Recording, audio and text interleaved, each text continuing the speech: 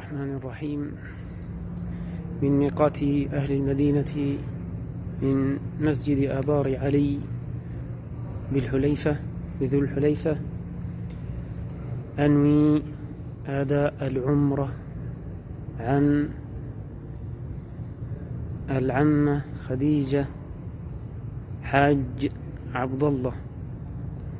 لبيك اللهم عمرة بالإنابة عن العمة خديجة حاج عبد الله، فإن حبسني حابس فمحلي حيث حبستني.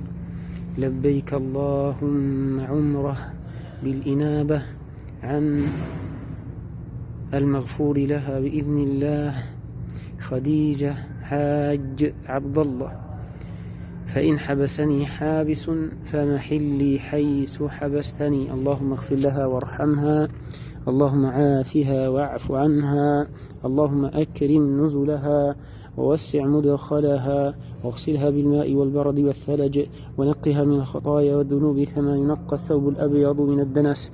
اللهم إن كانت محسنة فزد في إحسانها، وإن كانت مسيئة فتجاوز عن سيئاتها. اللهم أبدلها دارا خيرا من دارها، وأهلا خيرا من أهلها. اللهم جازها بالحسنات إحسانا، وبالسيئات عفوا وغفرانا. اللهم يمن كتابها ويسر حسابها، وثبت على الصراط أقدامها. اللهم إنها نزلت بك وأناخت مطاياها بيديك، فجد عليها بعفوك وكرمك وحلمك ومنك يا أرحم الراحمين، يا أجود الأجودين، يا أكرم الأكرمين. اللهم إني أسألك بكل اسم هو لك سألك منه به نبيك محمد صلى الله عليه وسلم، وبكل اسم هو لك استأثرت به في علم الغيب عندك أو أنزلته في كتابك، أن تغفر لها وترحمها وتجعل هذا العمل في ميزان حسناتها يا رب العالمين. وبارك في أهلها وذريتها، وارزقهم واحفظهم وأعنهم وانصرهم، ووسع عليهم في الحال والمال، وردهم إلى ديارهم سالمين غانمين.